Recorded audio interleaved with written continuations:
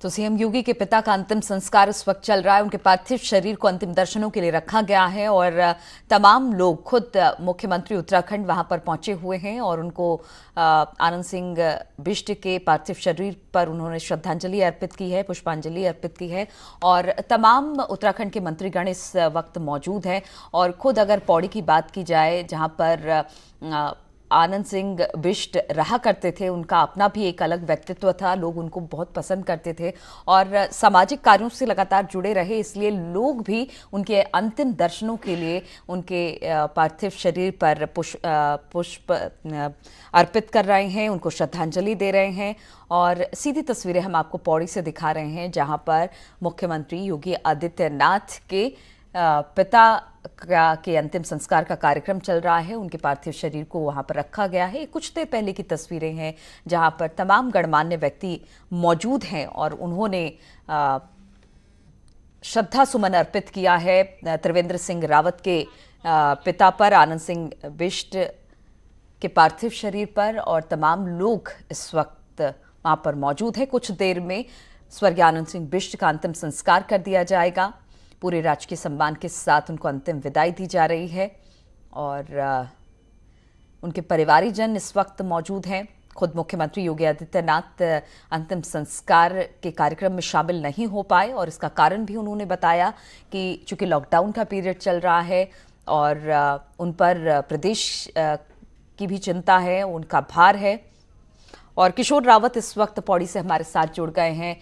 किशोर, अंतिम संस्कार में और कितना वक्त बचा है और क्या उनके पार्थिव शरीर को जहां पर रखा गया है, लोग अभी भी वहां पर पहुंच रहे हैं, श्रद्धा सुमन अर्पित कर रहे हैं? अभी फिलहाल जो ताजा अपडेट है उसमें यह है कि उनके पार्थिव शरीर को, उनके पिता के पार्थिव शरीर को मुखाग्नि देने के लिए घाट पे रख दिया गया है। और अभी फिलहाल जो धर्मकांड है, तमाम जो तरीके से, जिस तरीके से अंतिम संस्कार की जो प्रक्रिया होती है उनको करने के लिए अभी पूजा वो वहां पर की गई है। और अभी तस्वीर देखे तो तमाम लोग आसपास खड़े होते हैं घाट के और थोड़ी ही देर में। बिल्कुल किशोर बता रहे हैं कि अब अंतिम दर्शनों के बाद स्वर्गीय आनंद सिंह बिष्ट के पार्थिव शरीर को मुखाग्नि के लिए रखा गया है। अब से कुछ देर में उनका अंतिम संस्कार होगा। तमाम परिवारीजन इस वक्त मौजूद हैं। खुद मुख्यमंत्री उत्तराखंड त्रिवेंद्र सिंह रावत और उनके मंत्रिमंडल के तमाम गणमान्य लोग भी इस कार्यक्रम में शरीक हो रहे हैं, अंतिम संस्कार में शरीक हो रहे हैं। साथ ही बाबा रामदेव को भी हमने देखा और सीएम योगी इस मौके पर नहीं पहुंच पाए हैं। उन्होंने इस पर खेद व्यक्त किया है, दुख जताया है और अपने दुखों को परे रखते हुए उन्होंने कहा कि चूंकि इस वक्त प्रदेश की जिम्मेदारी मेरे कंधों पर है और कोरोना का संक्रमण काल चल रहा है, लॉकडाउन का पीरियड है, तो मैं इसमें शामिल नहीं हो पाऊंगा। लेकिन इस वक्त स्वर्गीय आनंद सिंह बिष्ट का अंतिम संस्कार की जो सारी रीति है उसे पूरा किया जा रहा है और कुछ देर में उनको मुखाग्नि दी जाएगी।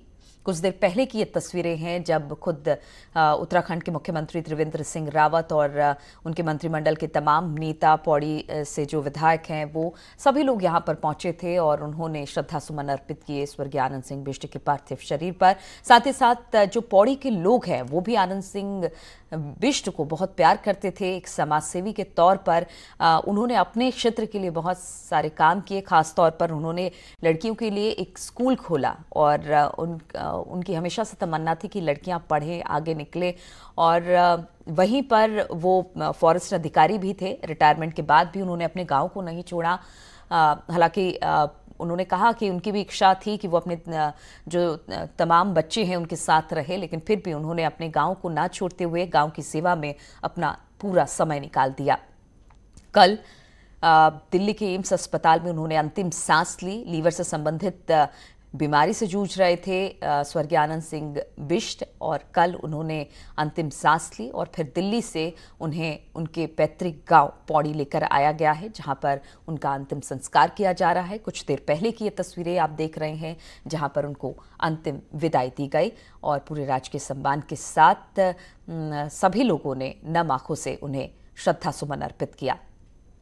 आपसे कुछ देर में मुखाग्नि दी जाएगी स्वर्गीय आनंद सिंह बिष्ट को। किशोर हमारे साथ एक बार फिर से जुड़ गए हैं।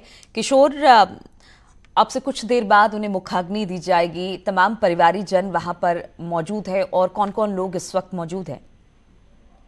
देखिए, अगर उनके पार्थिव शरीर की अंतिम यात्रा की बात करें तो घाट पे अभी इस वक्त उनको उनका शरीर पहुंच गया है। और अगर उनके सगे संबंधियों के अलावा अगर और लोगों की बात करें तो खुद घाट पर उत्तराखंड के मुख्यमंत्री त्रिवेंद्र सिंह रावत, प्रेमचंद अग्रवाल जो विधानसभा अध्यक्ष है उत्तराखंड के, वो मौजूद है। शिव प्रकाश सह संगठन महामंत्री भाजपा के, जो दिल्ली से खुद सुबह 4 बजे चलकर खुद यहाँ पर पहुंचे, वो भी मौजूद है। उसके साथ बीजेपी के कुछ सीनियर लीडर्स है, कैबिनेट मंत्री मदन कौशिक है, धन सिंह रावत जी है, और ये तमाम जो सीनियर लीडर्स यहाँ पर पहुंचे, तो शायद ये तमाम वो लोग हैं जो उनके पिता के अंतिम दर्शन के लिए और व्यक्तित्व जो उनका था उसके दर्शन करने यहाँ पहुंचे हैं।